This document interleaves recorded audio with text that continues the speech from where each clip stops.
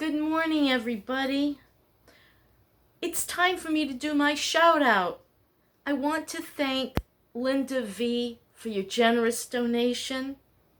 Karen Bangle, also a very generous donation. Thank you, Karen.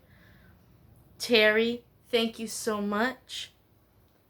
And I'm just blown away. Thank you. I want you to know it's going to go to good use.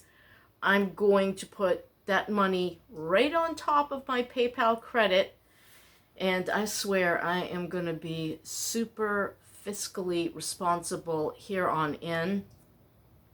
I'm done with buying wigs and losing money. I'm tightening up my belt because I fear that times may get tougher. And I think that's what I want to talk about today is uncertainty. Especially when you lose your partner, whether it's through death, divorce, just parting of the ways. Sometimes our other half kind of just closes down and we find ourselves emotionally alone. That's not an easy thing either. There's a lot of uncertainty in my life and surrounding my life right now, and it's really hard to get through. I want to come on here and spill out my guts, and I can't. I don't want to make someone else panic because I'm panicking. How do I combat this? Wow, it is not easy. I think one of the best ways is I have to go back and pull things out of my past and remember that I'd been in bad situations before. Some of them worked out and some of them didn't. Loss always seems to be a consequence. Somehow we rise up, but I gotta tell you, I feel so battered from this life. I feel like I'm losing my bounce, okay? I guess that's when you kind of drag yourself along. Or you just emotionally just have to lay down flat and let it ride over you and see the damage when it's done. And then face it.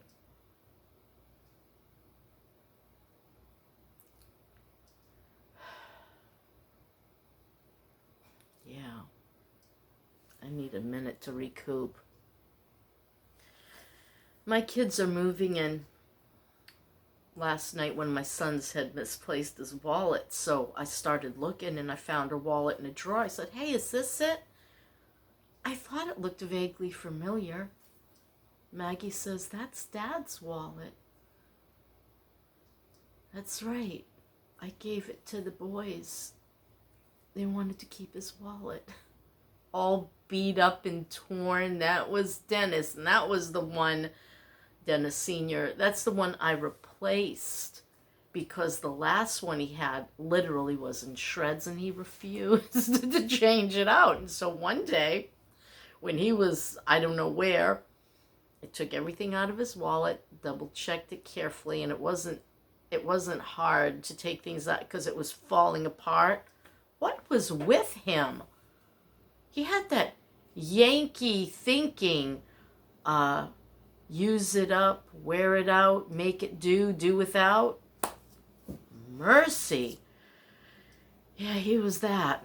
So back then I switched it into this beautiful new leather wallet we had found at yard sale, and threw the old one away. Ooh, was he mad? Yeah, he was mad. I just, after so many years of marriage, you just kind of let it go. Go ahead and yell. What's he gonna do? Punch me? No, he never did that. So thought I heard someone screaming.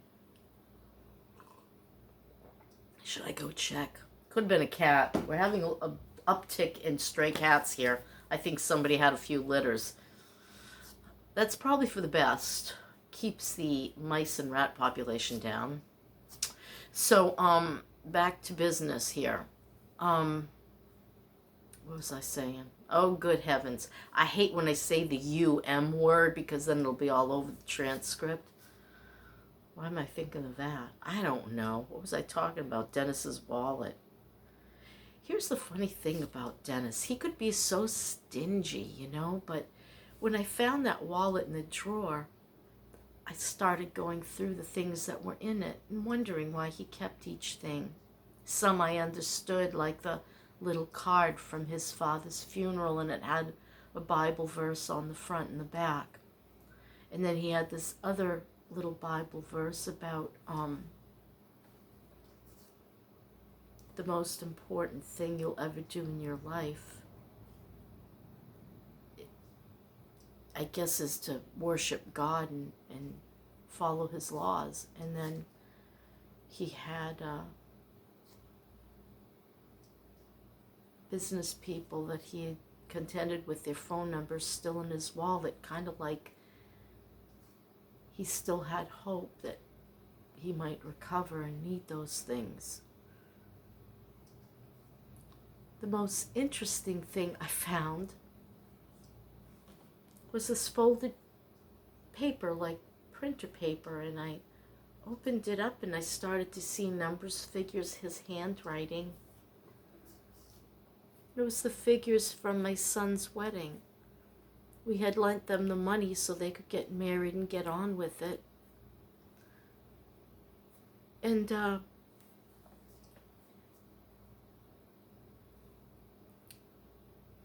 saw that he had written off X amount of money from it as a wedding gift. And when that couldn't be paid back, we always had that rule.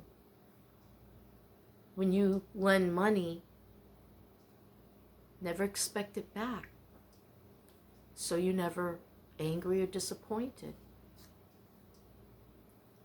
It just filled my heart with such joy that he was so generous, and when we had, boy did we share.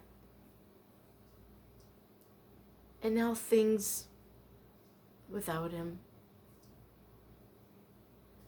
I really don't have much to share. I can't share from the things I'm going to sell and put aside because I need that for a greater good.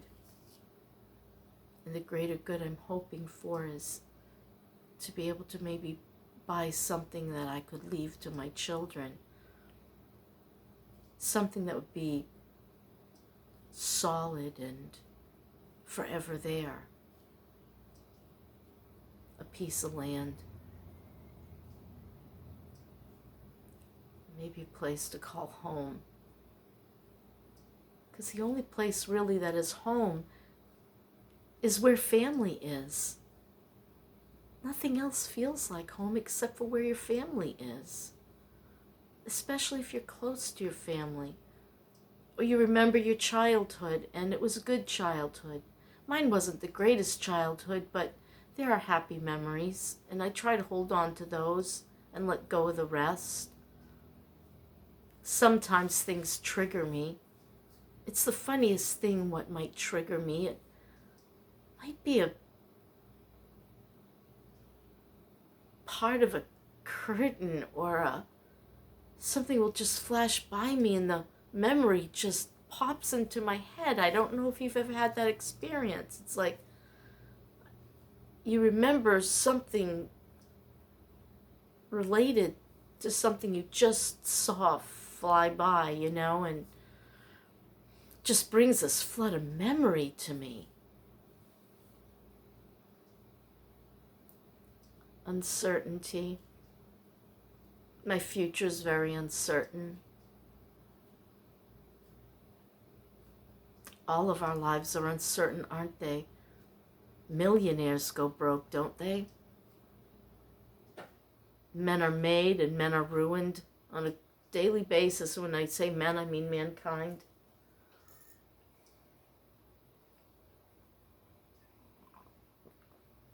Sometimes I think to myself, it's not bad to be on the bottom of the heap. There's nowhere else to go.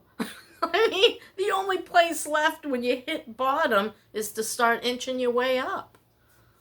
So sometimes when I look at what's happened, that I can't help my children in the way I wish I could, that I don't have what I used to, that I can't be so generous anymore, I remember that this is as low as I can get. Of course, death would probably put me down there where you can't bounce back up, sure. But I'm a little worried about my own health right now, too. I need to go back to the worthless orthopedic doctor. What are they good for? Pills and knives, pills and knives. And, if you're willing to go under the knife, you've got to accept the possibility that they screw up. I'm not so sure I'm ready to accept that. I'm having a lot of trouble walking. I just can't believe it. I am so stunned that I feel like I'm getting worse every day.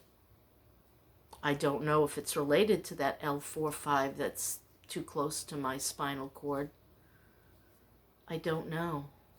I'm trying so hard to be so good. Like last night, after I was done babysitting Finn, and Finn did not come here. He wanted to stay where he was because he wants to be near his parents. I think he feels the uncertainty of all of his stuff leaving the apartment, and he just wants to go to the new house. He wants to be in his new room. So he's there, and he's a little anxious, I think, and waiting for that to be over. It's very hot. The boys are struggling, and Maggie. And again, they're going to have to do this in the heat of the day again. And I'm worried.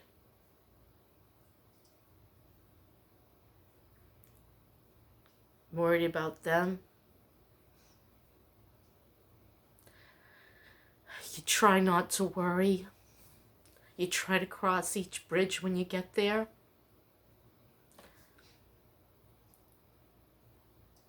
But if your children don't feel well,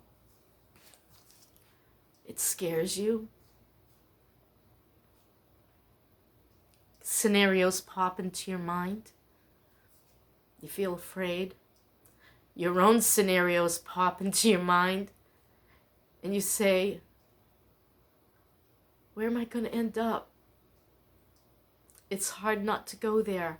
It's hard not to be afraid. It's hard not to feel that uncertainty wave over you. But I think the best thing to do is, like I always say, do something. Anything. Wash the dishes. Wipe down the toilet. Shake out the rug. If you can't do those things because physically you're messed up, read a book. Watch a show. If you can still use your hands, knit or crochet. Call somebody. Ask them how they're doing. Don't talk about how you're doing. Find out how they're doing. Gets your mind off of you and your troubles. Action. It's a good cure for uncertainty and for fear and for the ghosts that haunt your mind. I wrote a little poem down. What did I do with it? Hang on a minute.